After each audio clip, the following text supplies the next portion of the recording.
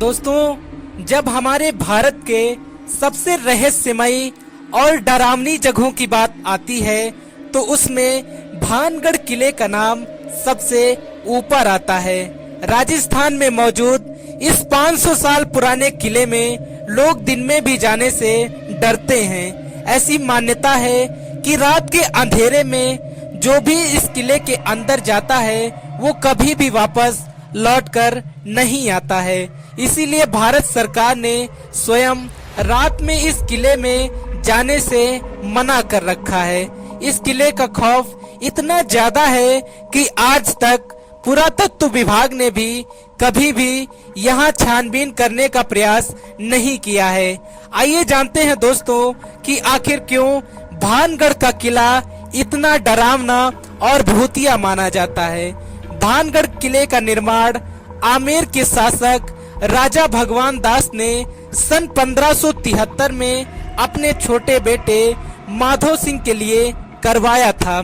उस समय ये किला पूरी तरह से खुशहाल हुआ करता था। किले के चारों ओर और किले के भीतर हमेशा चहल पहल हुआ करती थी, लेकिन फिर एक ऐसी अनहोनी हुई कि इस किले की खुशियां हमेशा के लिए समाप्त हो गईं। लोगों के मन में इस किले का इतना खौफ बैठ गया कि लोग यहाँ से जाने लगे और देखते ही देखते कुछ ही समय में ये किला पूरी तरह से वीरान हो गया। इसके बारे में लोग ये बताते हैं कि किले से लोगों की चीखने, चिल्लाने और रात में किसी की रोने की आवाजें आती हैं। दरअसल दोस्तों, इस किले के इतने डरावने होने के पीछे लोगों द्वारा कई अलग अलग कहानियां बताई जाती हैं, लेकिन इन कहानियों में जो सबसे प्रचलित कहानी है वो राजकुमारी रत्नावती की कहानी है। कहा जाता है कि जब इस किले का निर्माण करवाया गया था तो इस किले में राजकुमारी रत्नावती नाम की एक बेहद खूबसूरत और तेजस्वी राजकुमारी रहा करती थी। उस समय राजकुमारी रत्नावती 18 वर्ष की थी। उनके तेज की चर्चाएं दूर दूर तक हुआ करती थी, जिस कारण कई राजकुमारों ने उनसे विवाह करने का प्रस्ताव भी भेजा था, लेकिन राजकुमारी रत्नावती ने अभी तक किसी का प्रस्ताव स्वीकार नहीं किया था। एक बार राजकुमारी अपनी दासियों के साथ खरीदारी करने बाजार गई हुई थी और बाजार में वो इत्र की एक दुकान पर रुकती हैं और अपने लिए इत्र खरीदने लगी। इतने में ही दुकान से थोड़ी दूरी पर खड़े सिंधिया सेवड़ा नाम के एक व्यक्ति की नजर राजकुमारी पर पड़ी। वो उसी राज्य का रहने वाला था और उसे काले जादू में महारत हासिल थी। राजकुमारी रत्नावती की सुंदरता और तेज को देखकर सिंधिया सेवड़ा उनसे शादी करने के लिए इच्छुक हो गया। उसने अपने मन में यह निर्णय कर लिया कि वो किसी भी कीमत पर राजकुमारी से विवाह करके रहेगा, क्योंकि वो तंत्र मंत्र और काले जादू जानता था।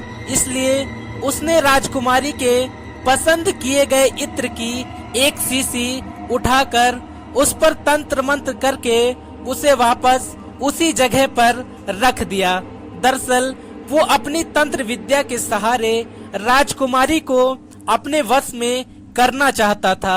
राजकुमारी ने उसे इत्र के साथ छेड़छाड़ करते हुए नहीं देखा था, इसीलिए वो इत्र की शीशी लेकर किले की ओर जाने लगती हैं। सिंधिया सेवड़ा भी उनका पीछा करने लगा। अभी राजकुमारी कुछ दूरी तक पहुंची होंगी, तब तक उनकी एक सहेली ने बताया कि उसने एक अनजान व्यक्ति को इत्र से छेड़छाड़ करते हुए देखा है। राजकुमारी को जैसे ही काला जादू के बारे में पता चला, उन्होंने पास में पड़े एक बड़े पत्थर पर इत्र की शीशी फेंक दी। पत्थर पर पड़ते ही वो शीशी टूट गई, जिससे सारा इत्र उस बड़े पत्थर पर फैल गया। इत्र के साथ ही साथ वो काला जादू भी पत्थर पर फैल गया। इसके बाद पत्थर खुद ब खुद लुढ़कते हुए सेवड़ा की तरफ बढ़ने लगा। दरअसल सिंधिया सेवड़ा ने उस इत्र पर ऐसा जादू किया था कि जिस पर वो इत्र पड़ेगा वो उसकी ओर आकर्षित हो जाएगा।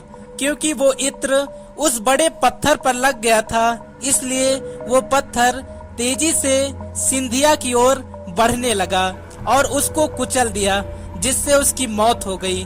मरने से पहले सिंधिया सेवड़ा ने राजकुमारी सहित किले में रहने वाले सभी लोगों को श्राप दिया कि वो जल्द ही एक दर्दनाक मौत मरेंगे और उनकी आत्माएं इस किले में भटकती रहेंगी।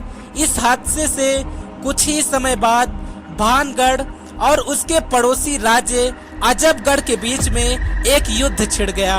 अजबगढ़ की सेना किले के अंदर घुस गई और किले के सभी लोगों और बच्चों सहित राजकुमारी को भी मौत के घाट उतार दिया।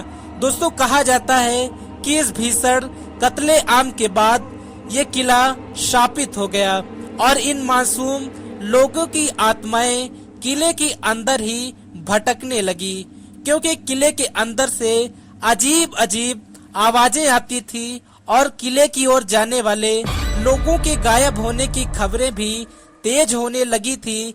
इसीलिए किले के आसपास रहने वाले लोगों ने अपनी बस्तियां छोड़ दी और दूसरे शहर जाने लगे और देखते ही देखते ये किला और आसपास का पूरा क्षेत्र वीरान हो गया।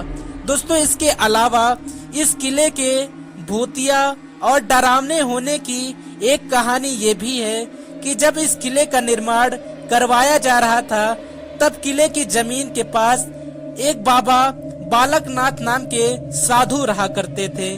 बाबा को जब इस किले के बनने की खबर पता चली तो बाबा ने राजा भगवान दास के पास संदेशा भेजा कि वो अपना किला ऐसा न बनवाएं कि उसकी परछाई उनकी कुटिया पर पड़े। लेकिन राजा भगवान दास ने बाबा की बात को गंभीरता से नहीं लिया और किला बनकर जब खड़ा हुआ तो इसकी परछाई बाबा बालकनाथ की कुटिया तक पहुंच गई, जिससे क्रोधित होकर बाबा ने श्राप दिया कि ये किला पूरी तरह से खंडहर हो जाए। दोस्तों, इस तरह की प्रचलित कहानियों के कारण ही आज भी ये किला इतना डरावना, रहस्यमयी और वीरान बना हुआ है। आपका इस किले के बारे में क्या कहना है, कमेंट बॉक्स में जरूर बताएं। मिलेंगे अगली वीडियो में, तब तक के लिए जय हिंद, जय भारत।